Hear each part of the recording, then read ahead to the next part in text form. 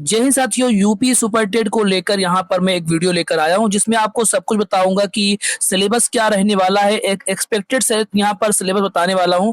साथ ही साथ जो चर्चा चल रही है कि सीडीपी के 50 क्वेश्चंस आएंगे, अब क्या ये बात यहाँ पर सही है या अफवाह कहाँ तक सही है, इस पर भी चर्चा करेंगे। और साथ ही साथ बात करेंगे नेगेटिव मार्किंग क्या होगी या नहीं होगी, और सबसे इम्पोर्टेंट है कि एकेडमिक मेरिट क्या हटेगी या नहीं हटेगी, इन सब पर हम चर्चा करेंगे। और सब कुछ यहाँ पर देखने वाले क्या आ गया जो है यूपी सुपर टेट का नया सिलेबस, सुपर टेट का नया सिलेबस आउट हो चुका है या नहीं हो चुका है, सारी चीजें जितनी भी अफवाहें चल रही है, सारे सवालों का जवाब आपको इस वीडियो में मिलने वाला है।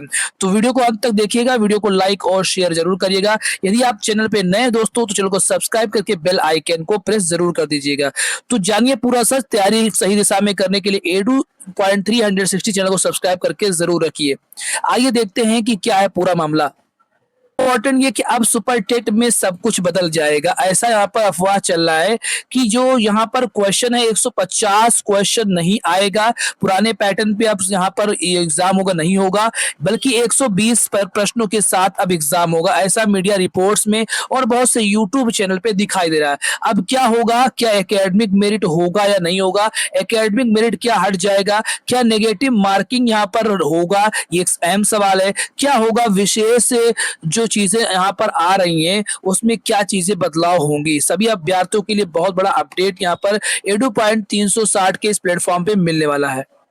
देखिए कि यहाँ पर जो लोग कह रहे हैं कि प्रश्न 150 की जगह पे 120 आएगा, तो ऐसा कोई आयोग की तरफ से ऑफिशियली कोई अनाउंसमेंट नहीं हुआ है।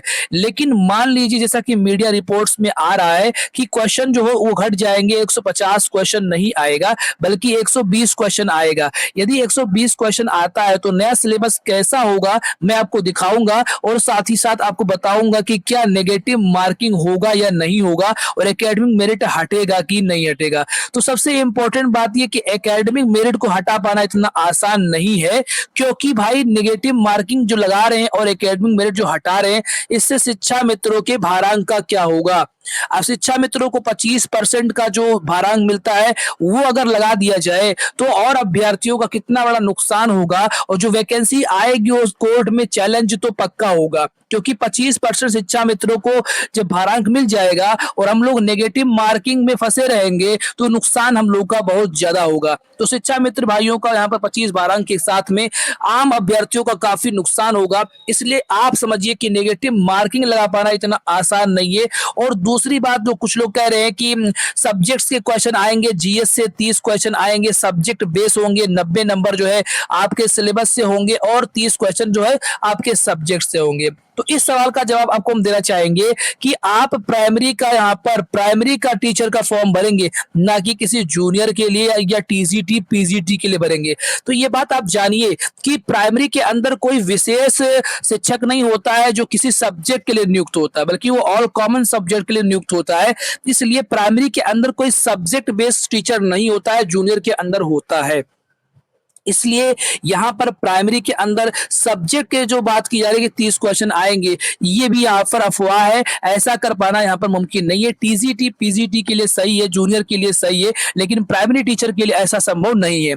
दूसरी बात यह है कि जो लोग कह रहे हैं एकेडमिक मेरिट हटा दी जाएगी, तो भाई देखो एकेडमिक मेरिट भी हटा पाना इतना आसान नहीं है। और क्योंकि अभी अध्यक्ष का बयान भी आया था कि एकेडमिक मेरिट पर फैसला नहीं हुआ है, तो मेरा मानना है कि एकेडमिक मेरिट भी हटा पाना संभव नहीं है, क्योंकि यार यहाँ अगर एकेडमिक मेरिट हटाते हैं तो कोर्ट चैलेंज होगा, कोर्ट केस होगा और वैकेंसी फंस जाएगी। आयोग इस बात को जानता है और सरकार भी इस बात को जानती है, और सरकार को चुनाव में इस वैकेंसी को दिखाना है कि मैंने फ्रेश वैकेंसी किया है।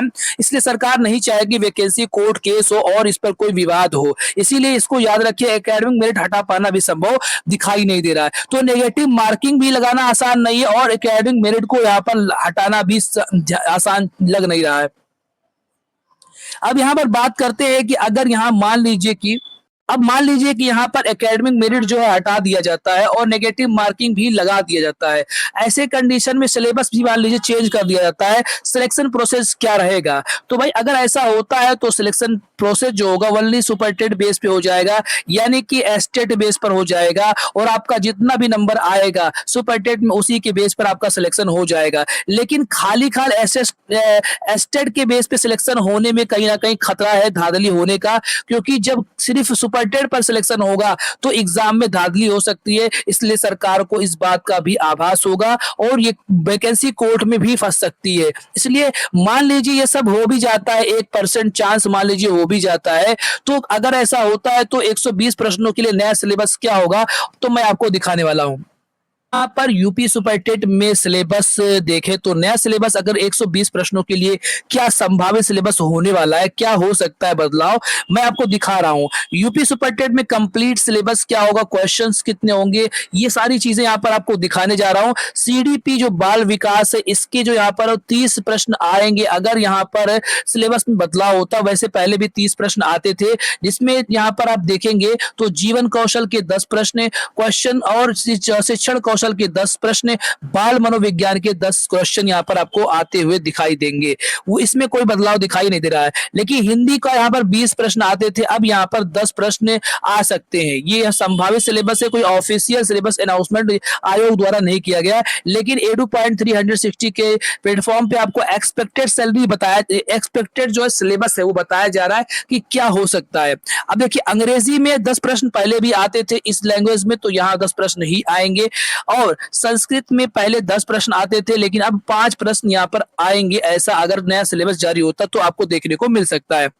मैथ में पहले भी 20 प्रश्न आते थे, इसमें कोई बदलाव नहीं देखने को मिलने वाला है, क्योंकि मैथ एक बहुत ही कहीं ना कहीं ऐसा सब्जेक्ट है जो प्राइमरी के टीचर या किसी भी वैकेंसी के लिए काफी रीढ़ की हड्डी होती है, तो इसको चेंज करना यहाँ पर सही नहीं होगा। रीजनिंग में पहले 5 प्रश्न आते थे तो अभी 5 प्रश्न ही आएंगे। कंप्यूटर में पहले 5 प्रश्न आते तो अभी 5 प्रश्न ही आएंगे। साइंस में पहले 10 प्रश्न आते थे, अब यहाँ पर 5 प्रश्न आने की संभावना है। तो कुल मिला के आपको यहाँ पर जो प्रश्नों की संख्या है वो 120 आएगी, लेकिन ये तो मिलकर 90 हो जाते हैं। अब इसी में जो है 10 प्रश्न, इसी में 30 प्रश्न जो होंगे वो जीएस का भी शामिल किया जाएगा। तो कुल मिला के जो आयोग द्वारा अभी यहाँ पर जो अपडेट मीडिया रिपोर्ट्स में आया था, कोई ऑफिशियली तो अपडेट आया नहीं था, मीडिया रिपोर्ट्स में आया था, उस हिसाब से 120 प्रश्नों का यहाँ सिलेबस आपको दिखा रहा हूं मैं, जिसमें आपको दिखाई दे रहा है कि 30 क्वेश्चन जीएस और 90 क्वेश्चन ये सारे मिलकर कुल मिला के आपका 120 प्रश्न हो जाता है। 120 प्रश्न 120 मिनट का यहाँ पर हो रहा है। तो ये एक्सपेक्टेड यहाँ पर सिलेबस ही है, तैयारी करें और अपनी सफलता को सुनिश्चित करें। edu.360 को सब्सक्राइब करें। Best of luck. जो वैकेंसी आ रही है उस वैकेंसी की तैयारी करें, सिलेबस पे फालतू ध्यान मत दीजिए, क्या हो रहा है क्या होगा सारी चीजों पर मत ध्यान दीजिए। जो आप स्टडी कर रहे हैं उस पर फोकस करिए, बिल्कुल अफवाहों पर ध्यान न दीजिए। ऐसा कोई भी यहाँ पर अपडेट नहीं आया है आयोग द्वारा कि वैकेंसी में सुपरटेट में आपको कोई नया सिलेबस देखने को मिलेगा, नेगेटिव मार्किंग होगी, एकेडमिक मेरिट हटेगा। ये सारी चीजें अफवाह हैं, अभी इस पर ध्यान बिल्कुल मत दीजिए। फोकस ऑन योर गोल, अपने गोल पे टारगेट कीजिए और कोई भी चीज पर ध्यान न दीजिए। तैयारी करें, सफलता पाए। edu.360 को सब्सक्राइब करें और सपोर्ट करें और आपकी तैयारी को इस प्लेटफॉर्म पे और बेहतर बनाया जाएगा।